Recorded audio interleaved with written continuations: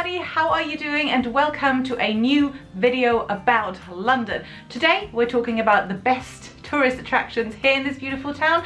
2 weeks ago I talked about the worst. If you haven't seen that, it's in the cards just now. Avoid these, but go to the ones we're talking about today. Now, to start off with, I have to say these are tourist attractions that are very popular. So this is not a video about hidden gems. If you want a video like that, comment below. This is a video about the top 5 well-known attractions that you must visit when you come. Number one, for me, number one is the Royal Albert Hall. So the Royal Albert Hall, without I guess giving too much away, is by now used as a concert hall, but the best thing you can do there is to go and do the tour of the Royal Albert Hall. So you will get a guided history tour where you learn everything about why it was built, how it was built, how long it took to get the acoustics right. You learn something incredibly interesting about the roof. You learn something incredibly interesting about the Queen. So if you want to know something about that, go and do it. And it's just overall a very, very exciting tour that really teaches you a lot about London and British culture in general.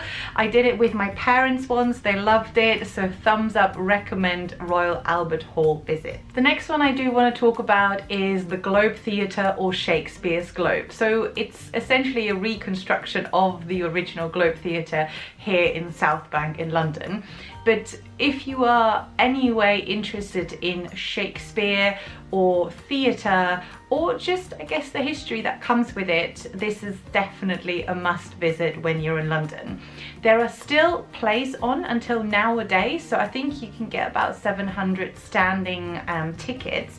So you can check if anything's on that you like, and also you can do guided tours just like in the Royal Albert Hall, where they walk you around, you know, the hidden, I almost want to say nooks and crannies, I don't know if that's the right word, but kind of like the hidden passages of the theatre, and they tell you super exciting stuff that you learn about what theatre culture was like back in the day. So have a look at all the links of stuff that I mentioned are below anyway. If that's something that you're interested in, I highly recommend going there. Then I also want to talk about a very famous foodie tourist attraction. I think it's quite famous, and that is Borough Market. Now, I think I've talked about Borough Market before. I've even filmed a video of Borough Market. It's probably in the cards and in the description as well. Essentially, it's a food market. It's close to London Bridge, and it incorporates local farmers, a local produce from, and when I say local I mean UK produced. Farmers have created their own dishes, their own dips, their own cheese, their own sausage, their own vegan food. It caters for every single dietary requirement. It's buzzing, you can have a drink, you can meet with your friends, and it gives you a wonderful insight into the food culture that I love so much here in London. It gets very busy, so don't go there if you think you can casually stroll with a few other tourists. No, it does get very busy, but it's totally worth it if you don't mind crowds. Go and visit Borough Market. The next one is probably the most famous one out of this entire list, and that is the Tower of London.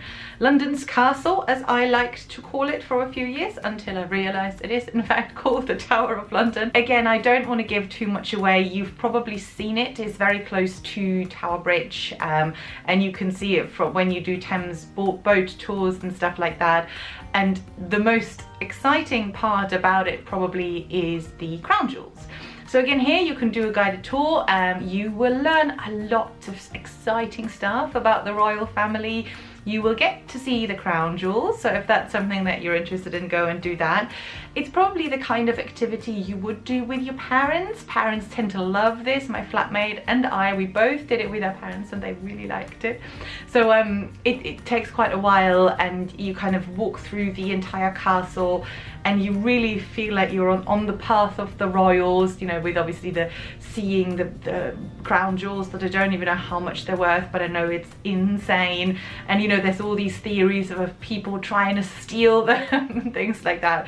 So definitely worth the hype. Go and check it out. And then for the fifth one, I thought for a long time which one I should choose, because I want to give you a skyline tip as well. And even though the London Eye is beautiful and the Shard view are also beautiful, they do cost quite a lot of money. So I do kind of rate them because the views are amazing, but what I really rate is the Sky Garden. The Sky Garden is for free. All you need to do is click the link below and book in advance. So when you know you're coming to London, or if you already live here, book about 2 weeks in advance.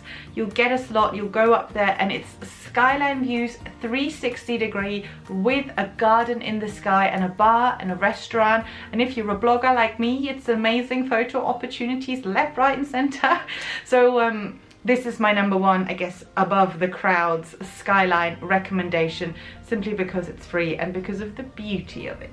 So I hope this gave you some ideas for when you come and visit London, or maybe you are living in London and you haven't even done any of these. Let me know below if you've been there, what you think, and obviously, like I said in the beginning of the video, let me know if you would like me to do a video on things that not necessarily everybody knows about. So things to do in London, hidden gems, something like that. Thank you very much for watching. Please don't forget to follow my Instagram, and please subscribe to this channel. You know, it helps me out massively. I will see you next week.